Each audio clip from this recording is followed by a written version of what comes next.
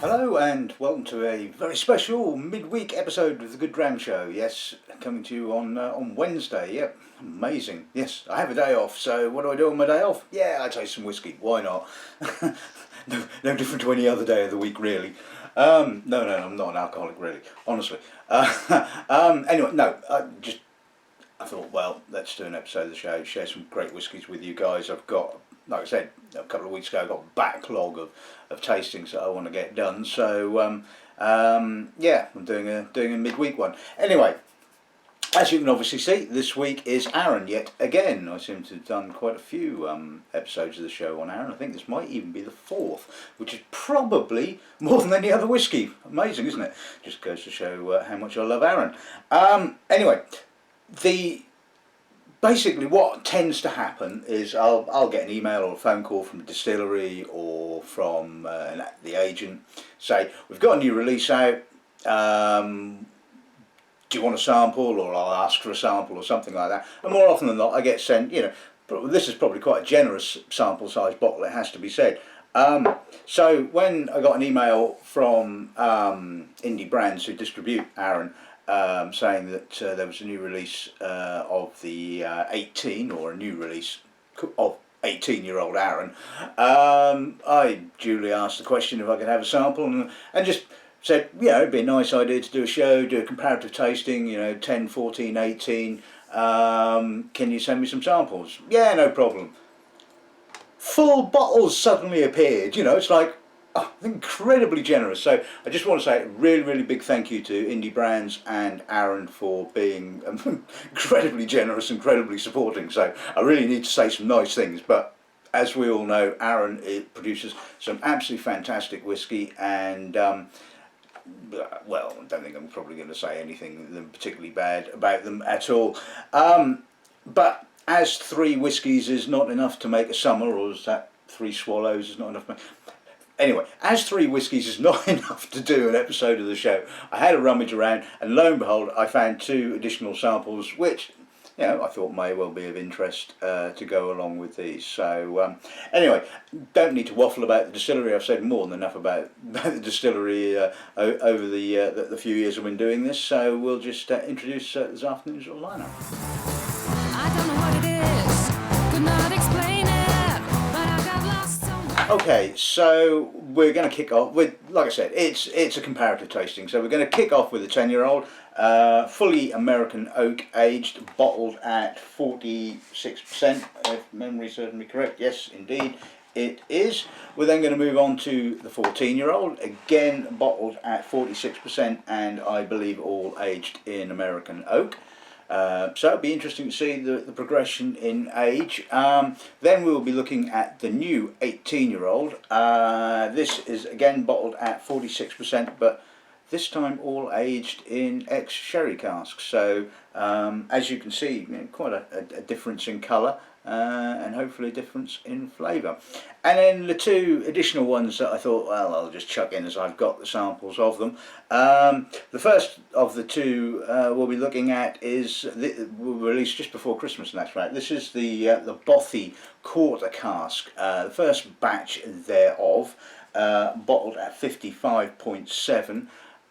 Don't know exactly how old it is. It doesn't actually give much away, apart from the fact that it was aged initially in first fill American oak before spending a minimum of 18 months in US oak quarter casks. So whether they were new oak or not, I don't honestly know. Probably not. I imagine they were probably refill. But even so, that'll be interesting to see how Arran stands up to all that oak hammering. And finally, we're going to look at volume 1 of the Smugglers series, the Illicit stills, bottled at 56.4. Still available on the market, I believe, in a few places, but pretty much mostly sold out before it kind of hit the websites, as we said, such as the following that Arran has. So what comprises the Smugglers series? Well, it's kind of an homage to the illicit stills that are on the Isle of Arran, and well, from what the cask types they've used, I can't imagine it's exactly sort of how Illicit still Arran would have probably been. It would have probably been pretty much off the still straight into a bottle and off to somewhere, I imagine. But anyway, you know, and so the makeup for the Illicit stills was a selection of different casks, different ages. Again, I don't know what off the top of my head. It contained unpeated Arran along with lightly peated, medium peated and heavily peated Arran, and I believe the heavily peated Arran was peated to 50 parts per million. And it also has some fully port matured casks, as well as you know, Arran tend to use quite a lot of different wine casks. They certainly do in the core range. There's a port matured, Sauternes, and one other, Amarone, or was an Amarone, I think that one's now been discontinued, which was pretty mad, it has to be said, but I kind of liked it. Anyway, so that's this afternoon's little lineup, so let's make a start with the 10-year-old then.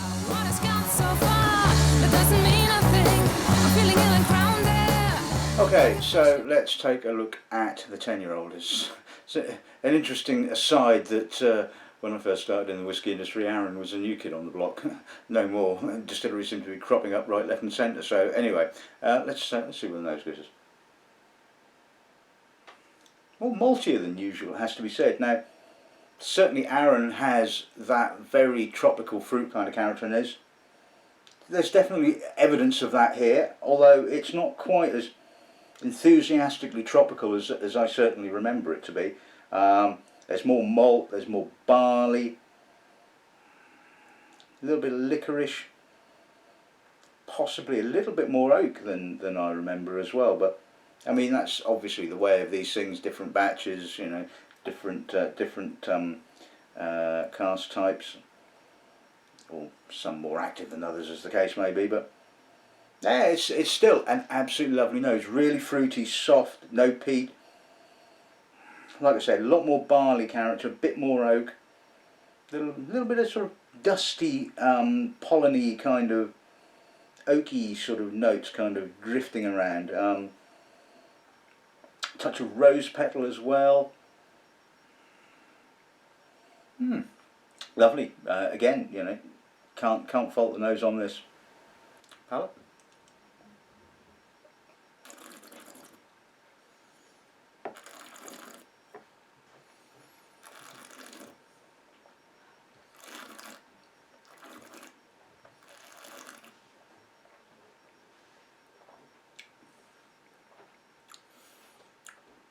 Quite a bit more oak than I remember, it has to be said, and it's not bittering, but it's certainly drying the finish. A lot more barley. There is again some tropical fruit, some unsweetened pineapple, some apricot, some white fruits. Juicy and chewy, really malty in actual fact. Again, I mean, this maltiness is not something I would generally associate with the Arran 10. Like I said, the Arran 10 generally tends to be exuberant fruit, tropical, all that kind of stuff, but this multi-dimension kind of adds a little bit of a different character to Arran, and or certainly to the 10-year-old, and that's nice lady.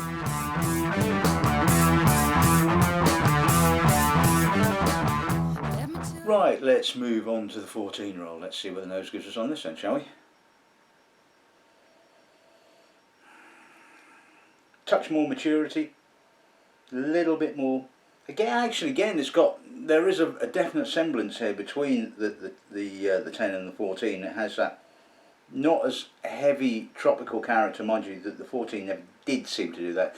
Arran did seem to lose some of the tropical exuberance as it kind of got older, but again, plenty of barley, toasty, almost toasty oak, not quite. It's some nice vanilla, some maltiness, some grippy tannins coming through. Touch of almost winey fruit. It's kind of almost red currants, which is quite strange because this has obviously got no wine finish in it whatsoever. Beautiful barley, really clean, full, Again, like I said, showing some maturity, and I'm now getting some of that creamy American oak coming through. Touch of herbs as well. Bit of malt. Just an all-round absolutely delightful nose. Like I said, not quite as summery and fruity as it probably used to be, but a bit more earthy now. Still absolutely delightful. Really, really nice whiskey. Palate?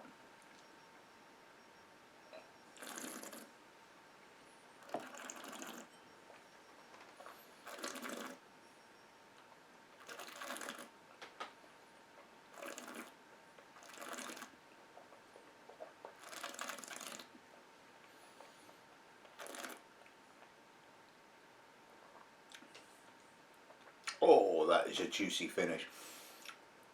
Broad, full, just a wonderful balance of slightly tropical apricot, straw, barley.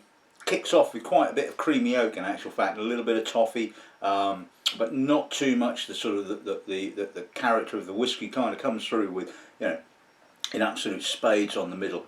A little bit of spice on the finish, a touch of salt. Really robust, really full. Touch of licorice now on the aftertaste. Absolutely gorgeous.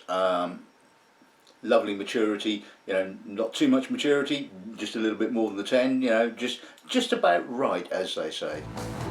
Don't you know there's a black day Okay, so let's move on to the 18-year-old. Let's see what the nose gives us on this end, shall we? Now the sherry is quite subtle. It's got quite a refill kind of character, so maybe it's a vatting of refill and maybe a bit of first fill, but you're not getting the big chunky Oloroso kind of character. It's very elegant, delicate sherry note. It's got quite a dusty American-y oaky, sort of vanilla-y oaky kind of character to begin with, and then the sort of slightly spicy sherry notes kind of come in, a little bit of dried fruit, apricot, some herbal sherry notes. Again, quite malty, deep, robust, and showing again a little bit more maturity as you would expect. Absolutely wonderfully balanced. Just love that sort of spiciness to it. Touch of licorice. Again, really quite malty. Yeah, that's absolutely gorgeous. Palate.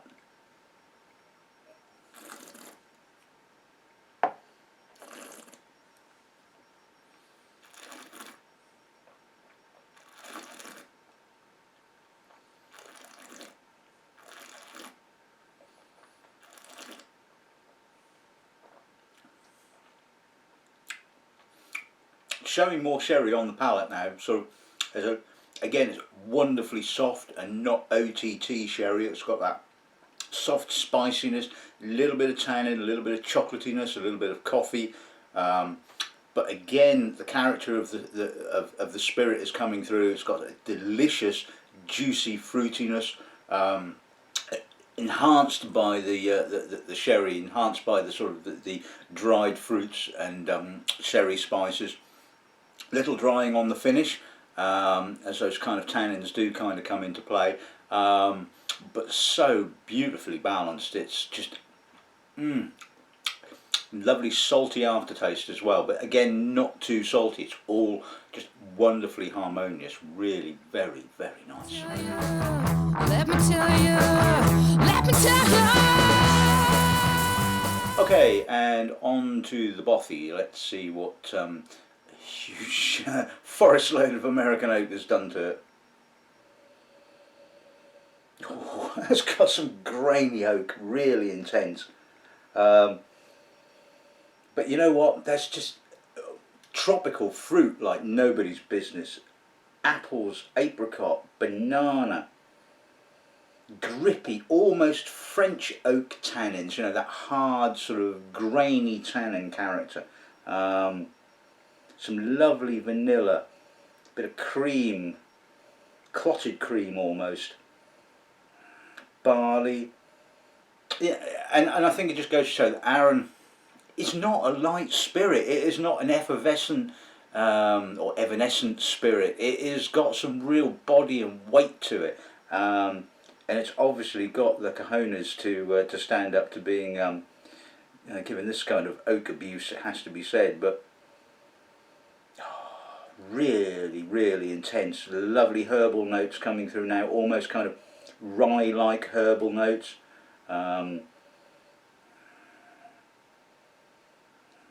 Again, just so much fruit. It's just amazingly well balanced. And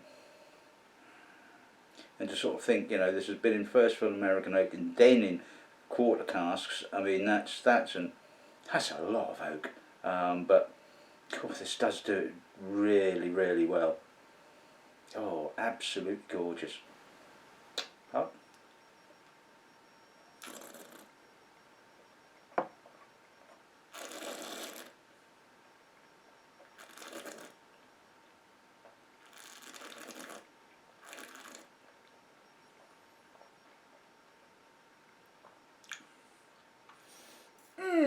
Whoa, yeah, that's a lot of oak, but wow, the fruit, I'm getting almost kind of orange conserve, a little bit of apricot marmalade, that kind of character.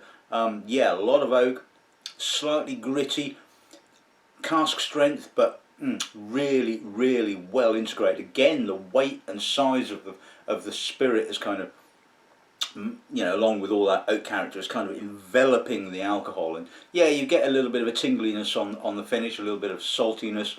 The kind of the tannin kind of stays with you all the way through, while the kind of like the flavour of the spirits and the oak kind of evolves on the palate, and so it's keeping a kind of an almost kind of baseline, I suppose, if you want for a better word, that the sort of like the gritty tannin character, but it's wonderfully soft. So juicy, and like I said, it's just like marmalade-y kind of finish. It's just like, ooh, that's good.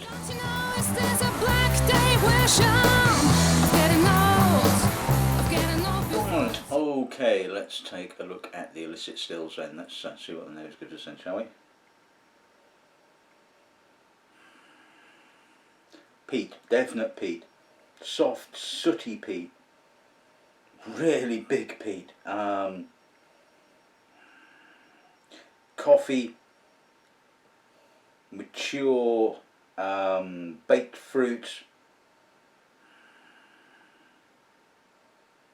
herbs. Oh, that's a big nose. Not a huge amount of fruit. The peat is certainly very much in the ascendancy, but it's got a lovely sweet edge to it. It's got some dusty peat, or a little bit of medicinal peat. Wow, that is really, really impressive. I mean, and I've said it before, sometimes I don't quite get peated Arran. It sometimes doesn't seem to kind of quite work too well. Certainly I've tasted bottlings of Macri Moor that I just really haven't quite warmed to. Some, certainly the last, I think it's the 6th edition, certainly did. But I sometimes find that it's a little bit, peated Arran is a little awkward. Doesn't seem to sort of, like I say, it doesn't seem to quite work too well, but this certainly does. Really complex, and get a bit of burnt rubber, no, not rubber, burnt wood, a little bit of rubber, a little bit of treacle, a little bit of tar. It's certainly got that kind of islery feel to it, but it hasn't, if you see what I mean. I know it sounds a bit daft thing to say, but it's got like a little bit of an islery kind of character, but it certainly doesn't feel like an isler. It hasn't got that sort of sharpness, maybe that intensity. It's got a little bit of possibly Ardbeggy kind of burnt wood, but certainly you if you tasted it or smelt it blind, you certainly wouldn't be taken in for that. It's just got such a unique kind of character at the end of the day. getting a little bit of red fruit now. Obviously, the wine is, or the kind of port notes are pretty much right in the background. I mean, because the peat is certainly in the forefront. It's in, in the ascendancy, and it's only till you sort of like kind of climatise to sort of all the peat character that you start to go, yeah, a bit of barley, a bit of, oh yeah, bit of winey fruit, Palate.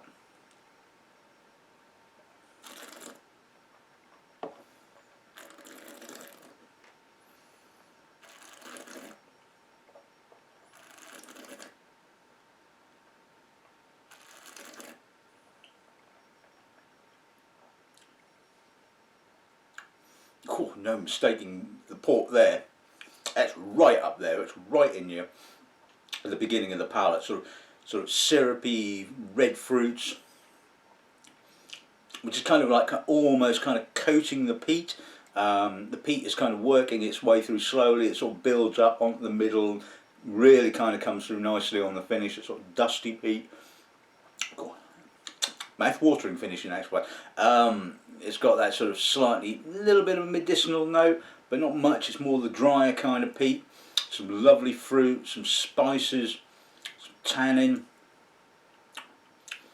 Quite dry on the finish, quite salty in actual fact. The sort of combination of the alcohol and salt is certainly right on the edges of the tongue and the edge of the palate, but wonderfully intense. I mean, that really is impressive whiskey, it has to be said. So, yeah, I like that.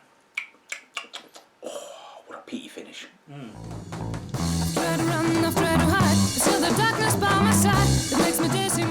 Right, okay, so let's sum up this little episode of the show.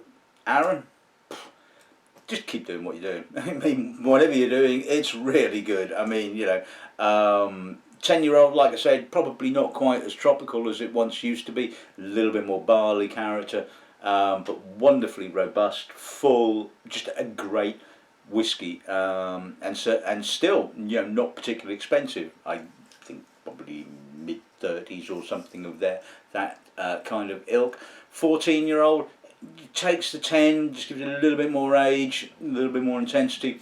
Again, just a great whiskey. 18-year-old, really nice. Not over blasted with the sherry. The sherry is quite subtle, probably a little less so on the palate, it has to be said. But again, sort of nice and spicy, full. Again, really juicy, really impressive whiskey. Don't know what it's going to retail for. Because I haven't got the prices. Well, I probably have got the prices, but I haven't kind of looked. But anyway, it's not going to be cheap, but certainly I think worth shelling out for if that's within your budget. And the Bothy. Who knew Arran could kind of cope with that kind of oak hammering, but certainly has, and really, really interesting. Whole new dimension to Arran, it has to be said, And if you love Arran and you've not tasted the Bothy, then get yourself a bottle. There's still some of it about. I mean, it was a limited edition release, 20-odd thousand bottles, I think, something like that. And obviously, everybody's focus was on the Illicit stills bottling, which, really impressive. Loved the packaging, and Arran seemed to have kind of got this whole packaging thingy off to an absolute T. But again, at the end of the day, like I've said numerous times, doesn't matter what the packaging is like if the juice in the bottle isn't any good, and the juice in the bottle is damn good, it has to be said. So if you didn't get one the first time round, I think there's going to be 2 more releases, I think, in this series. So I would imagine the next one will be out sort of somewhere near to Christmas. So if you're after one, get your name on the list and I'll see what I can do. But anyway, that's this afternoon's episode of the show in the bag. I hope you enjoyed it. Don't quite know what I'm doing at the weekend. It all depends whether some samples turn up during the week, because I've got some interesting stuff. When have I not got some interesting stuff? Anyway, all I have to say is good afternoon and good dramming.